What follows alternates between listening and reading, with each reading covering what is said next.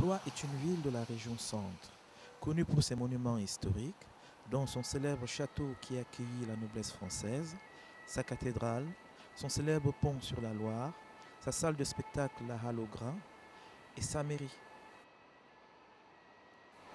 Cette mairie a une histoire riche en événements et pour en savoir plus, nous allons à la rencontre de M. Bruno Guignard, qui est le responsable de la section patrimoine à la bibliothèque municipale Abbé Grégoire.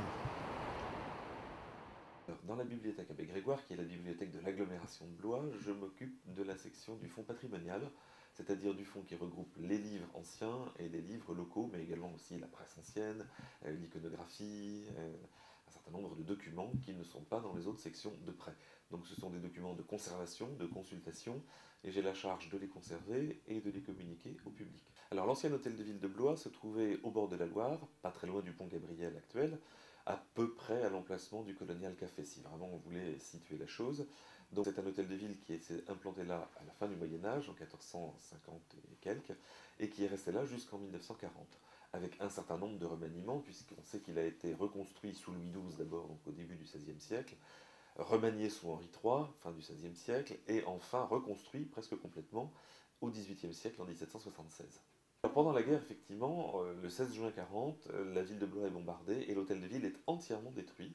Il n'en reste vraiment plus que des pans de murs. Donc la municipalité est obligée de trouver un abri provisoire, parce qu'il faut bien quand même que la ville de Blois et la municipalité fonctionnent. Donc on décide dès juin 40 de s'implanter dans ce qui à l'époque était le musée archéologique, musée des sciences naturelles et musée d'art moderne, dans l'ancien palais épiscopal.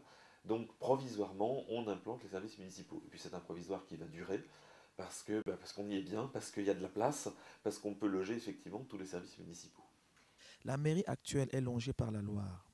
Elle dispose entre autres de différentes salles, la salle destinée aux mariages et aux commémorations,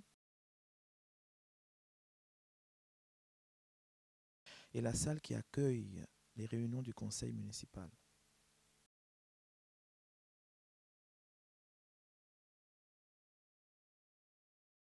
Alors la salle des fresques fait partie de ces installations donc, qui ont été réalisées au XIXe siècle dans les anciens communs du palais épiscopal, puisqu'au XIXe siècle on a implanté un séminaire, c'est-à-dire un lieu de formation des prêtres, et dans ce séminaire il y avait bien sûr une chapelle qui n'était pas la même que celle de l'évêque, on ne mélangeait pas les torchons et les serviettes, et donc cette chapelle a été bien sûr décorée de fresques, alors qu'ils ne sont pas aussi anciennes qu'on pourrait le penser quand on voit les fresques, effectivement dans leur état actuel elles font assez ancien, elles ne datent pas d'au-delà du milieu du XIXe siècle.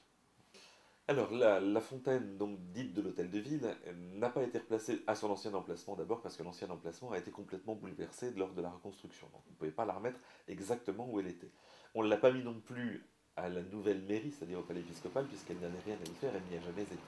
Donc, on l'a placée à un endroit où elle pouvait être vue du plus grand nombre de personnes, au pied des escaliers des Papins, à un emplacement où il y avait autrefois un puits. Donc finalement c'est un petit rappel effectivement d'un lieu où on venait chercher de l'eau. Le puits du quartier se trouvait à quelques mètres de l'emplacement actuel de cette fontaine dite de l'hôtel de ville. Cette ville a donc un long passé, riche et passionnant. Malgré ses aires tranquilles en bordure de Loire, Blois reste une ville d'histoire.